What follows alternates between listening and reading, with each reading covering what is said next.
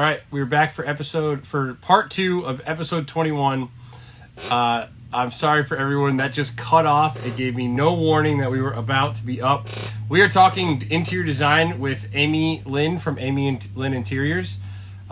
It's an unbelievable conversation about right now we're talking about her design process, but we've been talking about saying no to clients, how to tell them the hard things, how to read people, how to, if you're a painter, to talk to an interior designer. I don't know what happened. That's the second time now. That's the first time that's happened where it didn't give me a countdown and it just happened out of nowhere. But back on, and we'll continue this conversation. That was a very abrupt and bizarre ending to part 1. No, I like what? It always gives me a 2-minute clock at the top, and it didn't give me a 2-minute clock. It just ended. Oh, is it like for an hour long? Is that Yep. why? Oh, got it. So after I'm new to this. There's 2 minutes left. Let's wrap this up and we'll start back again. It just cut off. That's all right. Sorry. No, it's okay. The last thing I was just saying was that I get mostly into so I get mostly into anything that's heavily cabinetry design, and I really focus on the flow of rooms and the functionality of how they're going to be using the space. I don't do anything that's soft goods or furnishings. I know general sizing of king size bed and sofas, lengths and chair sizes, things like that. I know them to plan for them, but I am so bad at, oh, hi, Carissa. I'm so bad at picking out fabrics and picking out rug sizes, knowing the size rug for a room. Those things are so far. I just really focus on specific technical details within cabinetry and lighting. I love playing around with the lighting temperatures, things like that. That's fascinating. So I learned that. I think I kind of knew it, but I didn't exactly until this last project where you were like, well, I don't deal with any of that stuff. Yeah. Wow. And we talk about that all the time on this show, niching down and doing what you're really good at and the competitive advantages that come with that. Do you think it's been an advantage to you to say no to all that other stuff and just do that one thing? Thank you. That's such a nice, I don't know who FHD painting is, but thank you. I don't know if this is brain baggage as growing up, because my grandfather would always say, if you're a master of everything, you're a master of none. And so it was really something for me and he'd always say, build up your toolbox. And for me, that was okay, Amy, if you want to be a designer, you need to go learn. I did mattress sales. I sold mattresses. If you can sell a mattress, you can sell anything. Let's just start with that.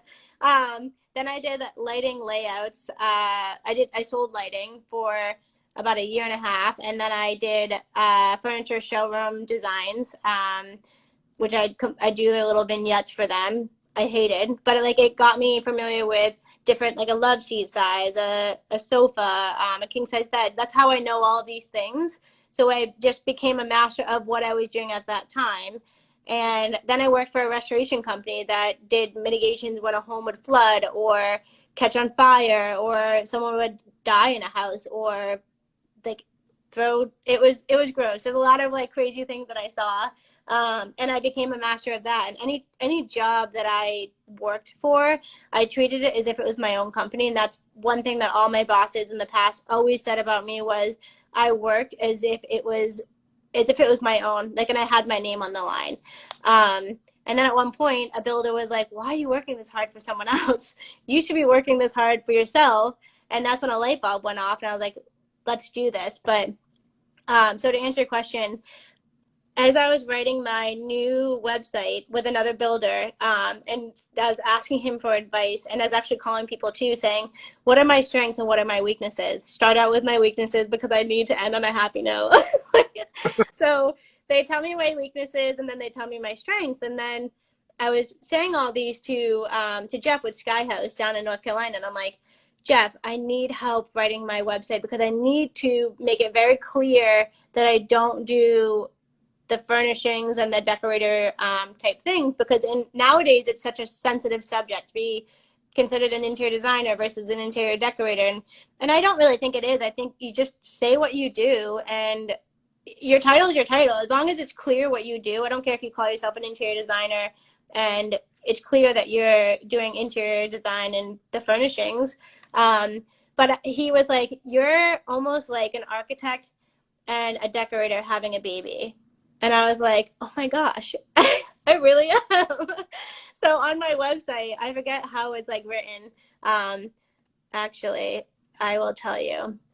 Because this is basically, it took me a very long time to figure out how to explain what I am. And so I wrote, while we are not an architect firm and don't proclaim to be an interior decorators, colleagues have been known to describe working with us as if an architect and interior decorator had a baby. That baby's name would be Amy Lynn Interiors. Like, in a nutshell, that is what I do.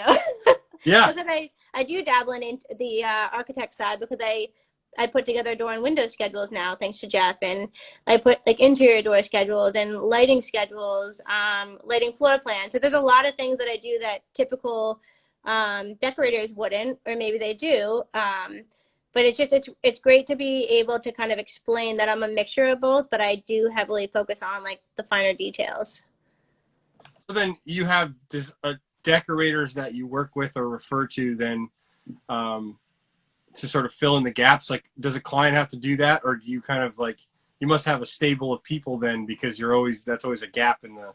It is, and I've been trying to figure out how to fill it, because the thing I've found with local interior decorators is they always have a specific style, and my clients are so all over the place. I have clients that are super traditional, super bohemian, super rustic, modern, minimalist, and so my clients are so all over the place to try to find decorators who, because it takes a lot for them to build relationships with like furniture makers and drapes, and so when they have that relationship with a certain style furniture maker, it's tough for them to do some of my modern stuff or some of my boho stuff. And so that's why I struggle with finding decorators and trying to create multiple relationships where they could fill that gap, because believe me, it is a gap that I need filled, because there are some jobs where we'll go and we'll take pictures and the client has nothing in their living room,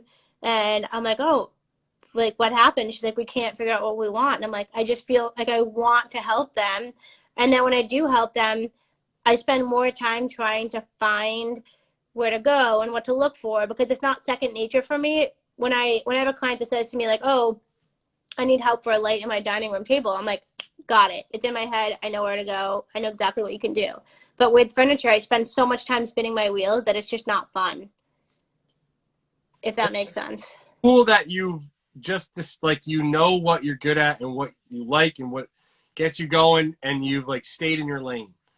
Well, I mean, yes, I have a business coach, and it's funny, about 2 hours before this meeting, I had like a small break between meetings, and I wrote on my question, what podcast can I listen to that can help me make a list of things that I want to do? What are some of the questions I can ask myself to allow me to create a list of things that I don't want to do? Because like I can rattle off a couple things, but it's not that much. But I'm like, I need to write down everything that I don't want to do, and then everything that I do but I don't enjoy doing, because maybe that can create another position within my company that I can hire someone that's good at that, and I'm not. So I need to be better at saying what I don't do, because sometimes I love the person and I want to work with them, so I say yes, and then it gets to be not fun. Yeah, I'm reaping the benefits of saying no and saying this is what we do.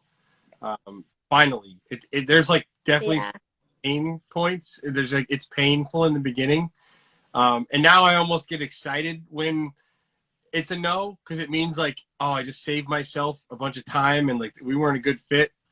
I had a client. And save them, yeah. It's like a win-win. I just had a phone call and leaving that other estimate that's a perfect fit for us. And I had a lady call, and she's like, yeah, like, would you be interested in giving us a quote? We're getting quotes for our exterior. It's like a stab to your heart. You're like, I don't want to waste my time. Yeah. how'd you hear about us? Is always like the first thing I say. Yeah. Like, oh, it was a Facebook group. Somebody said, I'm like, all right. I think I recommended her. I think I know.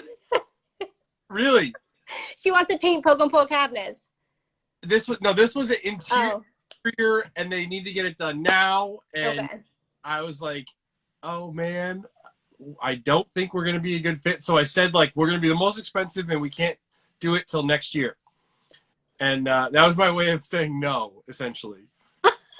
And okay, I think it's really the deal breaker is we need it done this year. I'm like, great. Yeah.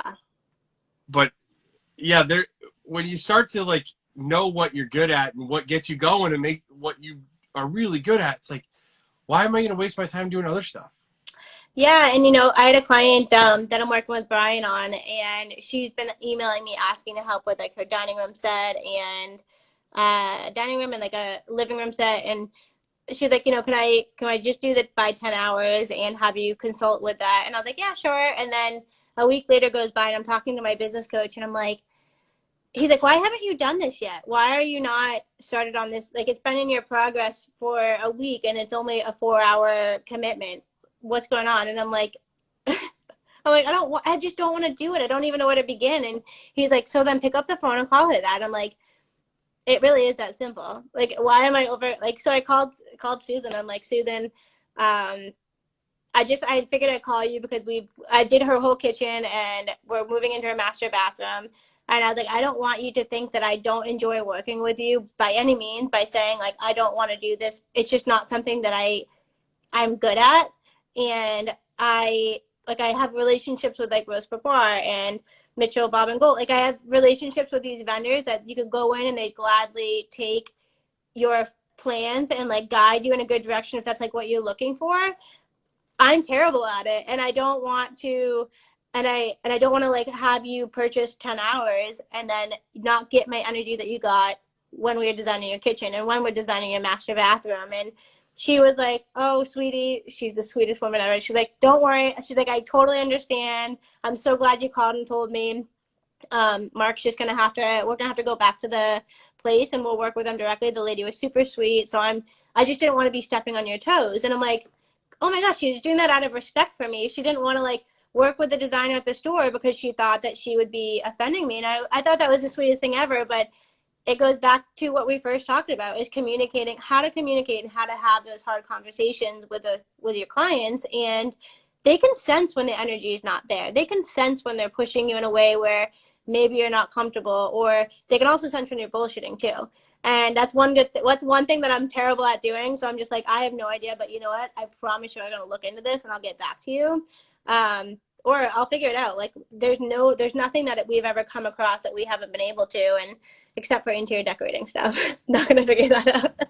But she was really cool about it. And then I have another client now that's doing a deck, and I'm helping her with that. And that was kind of like the straw that broke the camel's back, where I was like, you know what? No more with this. It's not fair for them. I mean, it's great. It's great money. It's easy time for me. And it's things that I can turn around in a week or two, which is a different pace than my other job that take 8 to 12 months. But it's just not fun. It doesn't get that excitement that it does, and you can relate to that. Totally. Did we do the beams? Is that the unit that we did the beams in? Oh, yeah. Yeah, that's the beam. That's the job where you clean them. And my mind was blown by that, by the way. I didn't even know, like, if you think about living in those condos in Union Wharf in Boston, those have been there for how many years, and those beams have never been cleaned? No, it's crazy. They're just like traps. Yeah, so explain that. It's cold. It's dry ice. It's dry ice. It's like sandblasting. Yeah. The sand hits the surface and like degrades the surface, but instead of using sand, we used dry ice pellets. And how did Brian know to do this? Did you tell him about this, or? He asked me, initially asked me to sand down the beams. And I was like, all right, well, that's going to take us the next 6 months, and you're going to pay us $100,000. So I don't think sand, and you're going to lose the character of the beams. So some of the beams on at least the first unit we did were like this far apart. I'm like, it's deep. I'm like, I don't know how I'm going to get a sander in there. That's so crazy. Okay. So I was like, you know what? I think we need to blast this. And so I was initially, at the time I said soda blasting. You can also use baking soda and medium.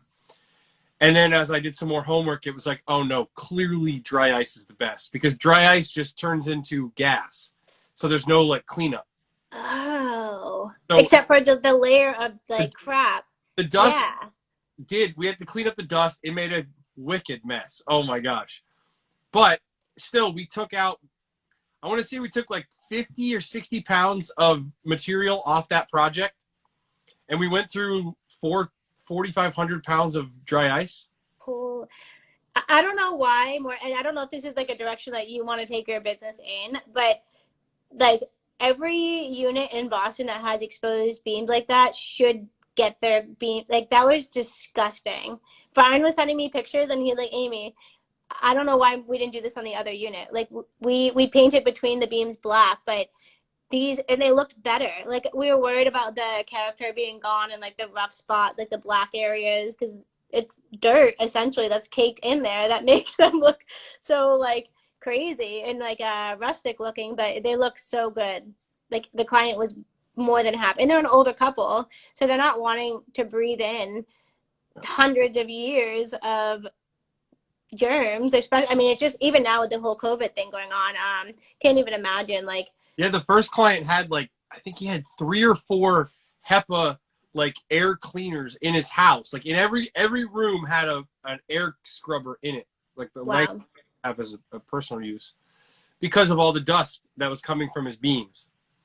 That's so crazy. Yeah, that project, that was so cool. We're definitely going to do more of it. COVID kind of hit. We were planning on doing like a little marketing campaign, but it was sort of stumbled upon a phenomenal process there. Yeah. But can you tell me about the process and the technology and the computer program that you use? I renderings, and it's so cool. I use Chief Architect, and I'm obsessed with it. I've used it for almost 7 years now, I want to say, and there are some weird glitches to it, but I've paired it with SketchUp. So if I need to make anything that's like custom, I'll do it in SketchUp and then import it in. And a lot of people always ask, like, where do you get your lighting? Your lighting looks so much better, and the hardware and some of my materials. And I'm really good at like capturing or taking images and bringing it. Oh, thanks, Brett. And bringing it in. That's my sister's husband, my brother-in-law. And bringing it into the software to making it look real life.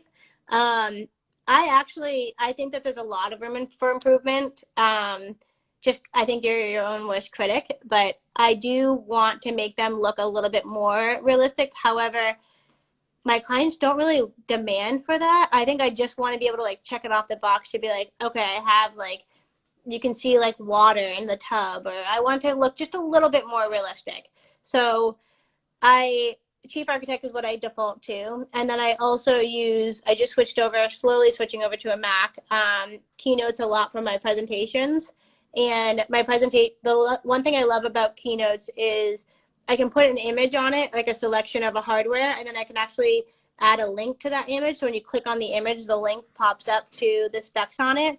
So it's so easy for my clients to kind of see things and then see what the pricings are for each of the items, or see the actual lengths of the hardware, whatever, the lighting as well, what kind of bulbs we're going to need. So in the conceptual phase, it's great because I have the answers to basically everything that we need until it gets into the final phase, and I can transport that into the selection sheet. So those are my 2 softwares that I use all the time. And Pipedrive. Pipedrive is my CRM. It's just the power of being able to visualize a space the way that you can with that it's so cool. We're talking with a builder about this project that they're building. I think we're going to be doing the room. It's not set yet, but Fine Paints of Europe actually posted this picture that turned out to be a rendering. Huh. The picture was so realistic that Fine Paints of Europe actually reposted it, thinking it was a picture of the room. No way. So I'm gonna have to send it to you. It's phenomenal, this rendering. Do you think it was it in it probably was in Revit or some sort of a Arc Studio. Oh yeah, of course. I think they were the ones that did it, and it's got Oh, a gloss ceiling to it, and the so cool. gloss ceiling is like of the table below, and it looks like if you didn't know it was not a rendering, you would think it was a photograph. Wow. Okay. I'll have to look at it. I want to answer that guy, level 10 painting. He said, "What's your favorite white?" Please don't say Chantilly. I'm so happy you're saying no Chantilly. I actually worked with a builder that loved Chantilly, and I think I don't know why the obsession becomes with one white, but we've all done it. I like decorator white. I like simply white. I like, oh, pale oak is not like a white, but my client just spec'd it. And there's something about using like Swiss coffee with a simply white, just having like a subtle contrast kind of creates this like classic elegance to it. It's funny because in my house that we just bought now, it has like a white trim, but then it has like a pale oak color on the main wall, and just the subtle difference adds like a little level of warmth to it besides it all being white. So my go-to is white dove or decorator's white. A lot of people's is Chantilly lace, but I have to say it does come down to the light, what the temperature is of the light. If it's going to be, I know, what are you laughing at? I know that answer. It's like when I nerd out about product, like you nerd out about it's an objective decision making like way to make a decision. Yeah. What's the temperature of the light? Like that will obviously change the color. 100%. I just don't hear people talk about what is the temperature of the light enough as it relates. I think this. So I don't know if I have it. No, I don't have anything near me. So I had my intern, and I hope there's more designers listening to this because I watched the Kelly Wessler designer masterclass. Do you have masterclass? I literally Googled it today for the first time. Really? Okay, so I love it. I like can go down a rabbit hole, and a lot of people say that her class is very monotone, but like for me, I can listen to anyone as long as they're like teaching me something. I'm engaged. I don't care how you talk or how animated you are. Me too. She inspired me because she talked about lighting, and she has this like whole kit of different color bulbs and different size bulbs, and she can dim them down. And she's like, whenever it comes to lighting, I always get 100 watt if it's going to be on a dimmer, because you can change it to whatever you want for temperature. And so I had my intern order these plug-in long extension like cable cords that have an E26 bulb, and then I also got these adapters, and it's a dimmable one too. These adapters where you can put it into it, and it makes it into like is it the E16? What are the candelabra bulbs, the smaller ones? You screw that into it, and then you can actually put a different size bulb into it. And then I got all of the different temperatures from 22,000 all the way up to 6,000 for daylight. And then I had her make a spreadsheet, and she's like, "Amy, I'm learning so much about light." And I'm like, I wish someone taught me this, because it's the worst when you have all of your recessed cans at 2,700 and then you get a 3,000 temperature island light, and it totally changes the blue. You have like blue walls instead of white walls. And so lighting for me, after working with the lighting store, completely changed my game. And most of my clientele was real estate agents that want to come in and just buy a quick flip light just to refresh their space that they're trying to sell. And they didn't care about that. So I really didn't get the opportunity to. My first one was when I spec'd seven different lights in the house, and all of them had different color light bulbs. And I was like, wait, I was supposed to pick that? So lighting can make or break a design, 100%. And I think it can make or break paint too. There's no question. And just hearing that, like, I'm gonna have so many different conversations going forward based off of that variable that I think for most people, they're not looking at the light bulb as a variable to how the room looks. Yeah. And it's a huge one. Do you use your compass a lot on your phone? I don't.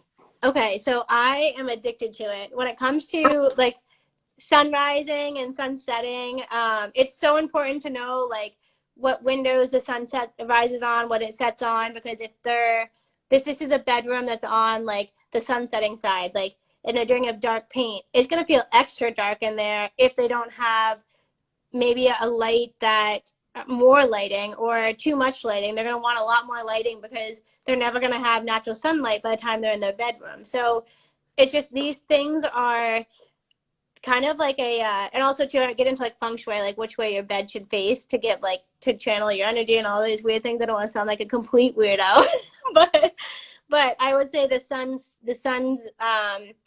the way it moves is critical when it comes to paint, because natural lighting is really the only thing that you can rely on. You can't really rely on what they're going to do for their light bulbs. You can only just like engage that conversation. Yeah, and at least it's a variable there. But it just reminds me, like, I'm probably not going to start getting out my compass. I'm just going to keep referring you to clients. And when I first got into the painting business, I'd never met a good designer, and I definitely didn't have I feel like the average painter doesn't have a lot of good things to say about a designer. Oh, that's sad. But yeah, that was my world. I didn't have any positive experiences, so I didn't have anything good to say about designers. I just felt like they passed the buck all the time, and they didn't add a lot of value, and they squeezed the painter. But once I started working with good designers, it was like, I will never go back. Like, yeah. I was talking with Anna the first time I met her, and I had some colors we'd used with other designers, and I'm like, I have some color. And after that meeting, I was like, look, you need to talk to a designer. This is a massive project. Yeah. Like, you and me pick the colors. Like, it just doesn't make sense. So it reminds me of how important having a good designer is.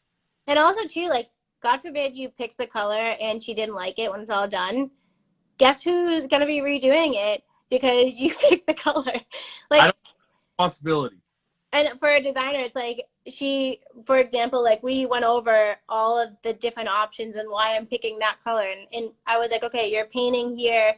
Is this a painting in her den? I was like, is this a painting that's significant? Is this going to be staying? And she's like, oh, I didn't think about that. And I'm like, yes or no, like, because this is going to determine what blue we're going to pick, and what pop of color. And do you want this painting to stand out, or do you want it to fade away?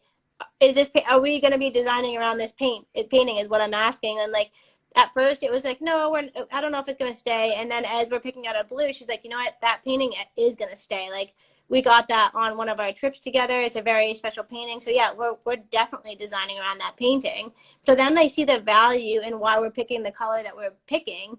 And it's no longer I'm telling them the paint color. It's very clear what the paint color is going to be because we're working off of something that has value, if that makes any sense. Yes, I think that's the piece that I didn't understand with architects and designers and all these, like, what are like softer but there's a lot of objective things that go into the design that I think when you, as a layperson, first seeing it from above, you're just like, oh, they just kind of go in and they just like pick a color and like they say some like weird sentence and then their client goes with it.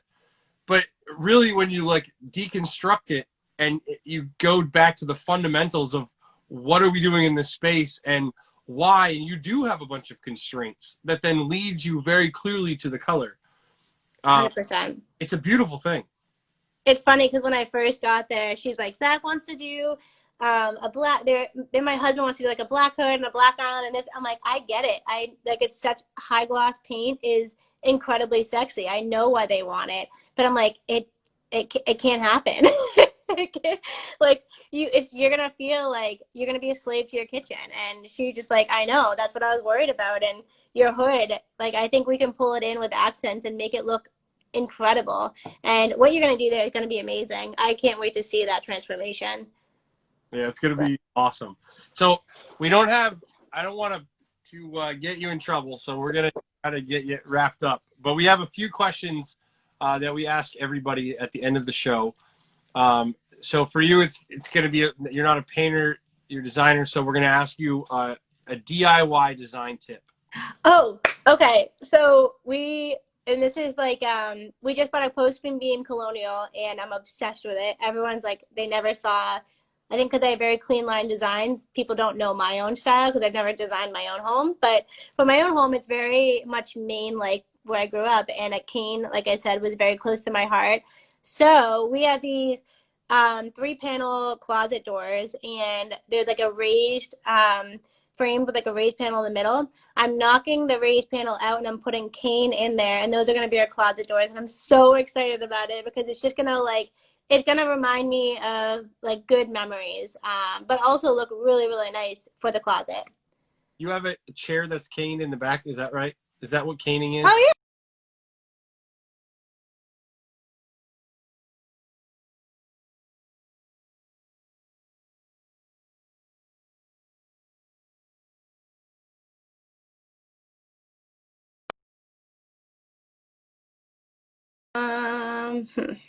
Pause it Oh, for. All right, we're back. oh, That you're frozen. chair back there, right? Yes, that is. Yep. That's awesome. Yeah, so that's the DIY one that I'm Yeah, doing. is take the raised panel out and put caning in. Yep. Awesome. Yeah. Okay. What is your favorite piece of design paraphernalia? Like it could be a tool, it could be a substrate, a material. Like when it comes to design, what's your favorite like piece of paraphernalia, if you will? Everyone's gonna like knock on me for this, but it's my laser. I'm only 5 feet tall, and that thing is incredible. Like for getting my overalls, I do my laser. I do individuals with my Fat Max. I love my Fat Max. It never fails. Like I can stretch it out to 25 feet and it's still fine. But I compass. I do like my compass, but that didn't come to mind as a tool. But my laser, my Bosch laser, I've had it for 7 years, and I just had to change the batteries, and I use it all the time. I've even had some of my older contractors want to compete me on how accurate it is, and I'm like, oh my god, here we go again. So yeah, I would say my laser and my level too. I actually love. I have a 4-foot level, and when it comes to cabinetry, it's like so important to figure out if it's unlevel from like the wall out because it's 2 feet deep cabinets. So I'll run the level there all the way down just to see if it's really out of level because we're gonna have to work with the shortest point for cabinetry and especially like modern designs. So my 4-foot level is another one where I use it on the wall and the floor for between level and plumb. Awesome. What's Yeah. your favorite color chart? What's my preferred color chart? Yeah. Oh boy. To wear black and white. For I like classics color. I feel like I'm always drawn to like the classic series of a lot of the paints. Is that what you mean? Yeah. I so a lot of designers have like I like to use the Benjamin Moore color chart. They'll I don't know, I wrote it down because I figured No, it's the no, classic it's answer. yeah. I would say I definitely I'm drawn to. I don't like pastels. I'm really drawn to like super rich colors. I'm gonna have to show you this. Have you seen the C2 color chart? No. Oh wait, no. I'm thinking of the RAL colors. Never mind. I need to get you a C2 color chart and turn you on to C2 color. All right. Paint company, small paint company. If you're not going to use Fine Paints of Europe, I would recommend C2. Okay. They're the premier. They're the highest quality domestic paint manufacturer. It's like a bunch of small hardware stores started a paint company. Okay. Like the other guys. So they have this like they don't use black tint, so it's the full spectrum color. So all their colors come from not black tint combined in there. Whatever that means, it probably means more to you than me. But they only have like 570 colors. Only. But you know how those color charts get? They're ridiculous. True. They're Yeah. added, and no one uses half the color. Yep. And then at the paint store that sells C2 paint, they have a full the letter C, the number 2. They have at the paint stores they'll have a like piece of poster board that's like I don't know 2x3, a little smaller with the actual paint on it. Huh. So you have to get color like paint pots and like put them on the wall. You can take this poster board and move it around the room and around the house, and it's the exact color and the exact paint. Oh, that reminds me. My intern, because she's amazing, she found this new, oh my gosh, where is it? I sent it to one of my clients today. Oh, right here.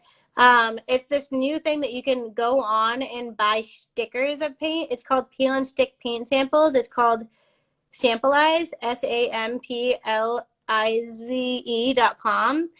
And it's like $6, no shipping. $6 includes shipping. And you literally pick out a paint color, and it's like a sticker that you put on the wall.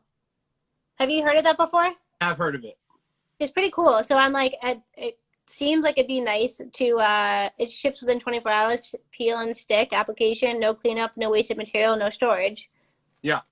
It's it's just horrible to do let's go to Sherwin-Williams, buy a sample quart Yeah. and on a wall. That is for the birds. Yeah, It takes it is. coats to get the actual color, so whatever color's below is not like bleeding through. You get this horrible texture. The sheen it's not real paint. Yeah. Oh, it looks like the girl Beloved, she ordered it and said she was happy with it. I'm gonna try it. I'm just curious to see. They have Farrow and Ball, Benjamin Moore, Sherwin-Williams. They don't have fine paints of Europe, which doesn't surprise me. Because it is so expensive that I'm sure it costs like $30 or $50 for a square. But it'd be worth it. Like C2, if you can find a local paint store that sells it. Okay. Brown sells it, I think. But can I ask you what your favorite white is? My favorite white is whatever the designer says. is probably I like Simply White, Decorators White. It comes down to the space. Like, is it a cool white, or really the two that you said like is what I go with, and what I prefer is if they want a warm white, we're doing White Dove. If they want a cool white, it's Decorators White or Simply White. Yeah, that's kind of the go-to. And now, last but not least, the best part.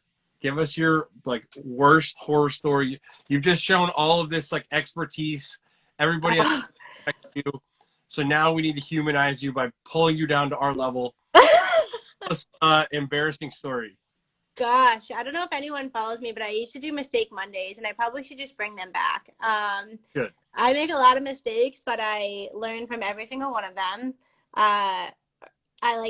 In this industry, you have to, and if you don't, you're just gonna. I mean, that's the thing is like in this industry, if you don't admit to making your mistakes, you're gonna keep making them because you're almost just like putting it underneath. I don't know. You're just like burying it. A recent mistake, besides not saying no for a project. I've had people, some like very well respected. I tell everyone this, but a very well respected, like humble, super nice, honest Minnesotan told us a story of when he first started painting out on his own. He spilled paint on a carpet, tried to clean it up inside a client's house and couldn't.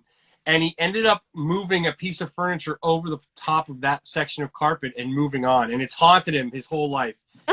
And so those that had hundreds of cars got painted, overspray on them. So we've had some crazy ones. So what do you got for us? I know my most recent one's not even that bad. I'll go back to I'll share one that I've shared before, but it's on my podcast. So I think I have different listeners here. Back in my beginner days, I was so excited. I got an 18-unit development, and it's actually one of those things where to this day it's haunted me until I recently saw the designer and was like, we need to just like, I need to apologize. Like I was so young. Let me get into the story and I'll explain what I said after. So 18 units in Salem, New Hampshire, and the contractor, the architect, and the developer, the investors, we were all in a room, and they're like, can you deliver this in 3 weeks? I'm like, 100%. And I leave the room and I'm like, hell no, I can't get this done in 3 weeks. Why did I just say that? It was my first big job. And I'm like, I just committed to something that I'm literally going to have to move mountains to do, like 100%. And I'm like, I have 2 dogs. I have a boyfriend at the time, now husband. Like, I still have a life that I have to live. I can't just like work this much for the next 3 weeks. It's just not possible. So I asked another designer to help me, and she was an established designer and really knew her stuff. And I'm like, this is perfect. Like she'll be able to, she uses the same software as I do. We'll just narrow vision, like tunnel vision, got to get this done. Let's get together and do it. And she kept saying like, we should do a contract. We should like figure out our roles and responsibility, figure out like what's expected from us. I'm like, yeah, it's fine. Like, this is what I need. Can you deliver it? Yes, yes, great. All right.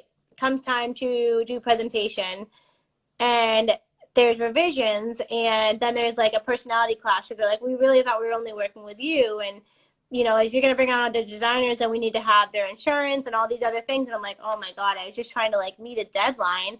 And so long story short, I had to call her after the meeting and say, unfortunately, like, I'm going to have to take this project on my own now. They want to just work with one person. I didn't have clear expectations with them. My contract said that I'd be performing all the work. I wouldn't be subbing it out. So I can't break my contract with them. And I never had a contract with you. And she was completely upset by it. She was like, are you, like, when we were friends too. And she was like, why would, like, I kept saying that we needed to have a contract. I kept saying that we needed to have roles and responsibilities. And you just let the excitement get in the way of it. And it's like, is the job more important than our friendship? And when she said that, I like, oh, like my heart like shattered. And I'm like, it's so true. Like, why didn't we just like pump the brakes and just make a contract and make a list of what was expected and follow through? Like, I got so excited that I was just like a deer in headlights and wanted to like do it because I knew I was capable of it. But it was so bad. And I wish I could tell my younger self, like, get your shit together, like get a contract in place with every person that you work with, get your, like, write out a list of everything that you want to do, set realistic expectations, and say, like, I'm not going to get it done in 3 weeks. I need 2 extra weeks. Because guess what? I went back to the guys and I said, hey, I'm not going to be able to get this done. I need 2 extra weeks. Sure, no problem. Like, if I had just asked in the beginning, I would have saved a friendship. And so for a while, it was awkward. We had mutual friends and we shopped at the same places, and I'd see her and I just like instantly feel like awful because I'm like, here I am, this naive designer who totally used excitement over doing the right thing. And it's every day in my life now. Like, anytime I get excited, I'm like, okay, am I doing this correct? Am I not letting my excitement say yes to a job that I don't want to do? Am I letting my excitement not set realistic expectations? And contracts are everything. Even having a contract with myself in my business, like, this is what I need to do as an owner. This is what I need to do with my intern. Like, my intern and I have a contract together, and I have deliverables for each week. So it's just, I think everything in a business, it's not just a handshake like the old ways. It needs to be crystal clear. And when it's not, people's feelings get hurt, and that's how bad reputations come. And to this day, like, even though I said to her, like, can we just talk? I ran into her into a tile store. I was like picking out beautiful stuff for an amazing project. I see her walking. I'm like, oh my God, I'm going to have to face this right now. Like, this is only fair. Like, I'm this, you know? And so we started talking. I was like, I got to be honest with you. I owe you an apology. And she's like, you don't owe me an apology. I'm like, no, I do. And I was like, let me explain why. And I went through how I let everything kind of get the best of me. And I'm very sorry. And I put our friendship second, and I've learned a lot from it. I think about you literally every day, as weird as that sounds, but it does. It haunts you. Those mistakes, like, they hurt you deep, but also I think the quicker you face them, it took me 2 years to like talk to her. I should have done that in a month. And that's one thing that I apologize. It was like, I'm sorry that it's 2 years later that I'm here now having this conversation with you. I should have had this conversation with you 2 years ago. And I think the quicker that you can admit when you're wrong, and the quicker that you can address it and move forward, that's when the growing begins. And so I'm so thankful that I ran into her. I'm just really upset with myself that it took me to run into her at a tile place. Like, why didn't I just put my big girl pants on and, like, you know? So that's something that I would say I wish I could tell my younger self. I love it. That just reminded me of I have something similar where I stop waiting to run into somebody. It's just call them. And that's like, we had so many mutual friends too, and like, just call her. It's like, she's such an understanding person. I'm like, yeah, but like, I really screwed up. Like, there's not like this needs to be like an in-person thing. Well, then go find her.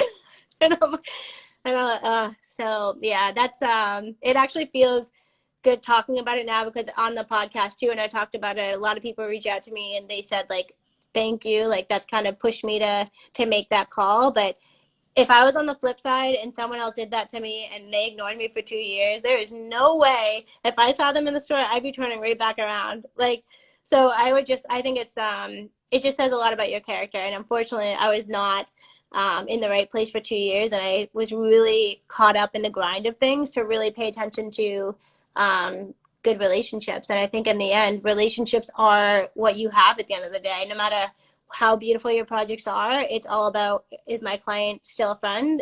Are all these people that are around me people that I enjoy? It's all about relationships. So That's amazing. Yeah. Thank you for telling us that story. So that's my humanizing story, but I'm very human. I make a lot of mistakes. They're just not all ones that I lose sleep over. That's awesome. Anyone who's not following Amy on Instagram should after this. You're a great follow. I love how detailed you get behind the scenes. We didn't get to talk about a bunch of stuff at another time we'll talk about. I know that you're incredibly organized and very meticulous in like your note taking and your systems and your notebook. And at another time we'll talk about that stuff. I'd love to. And we'll talk about the podcast. Cool. Cool. Well, thanks, Zach. This was fun. You're awesome.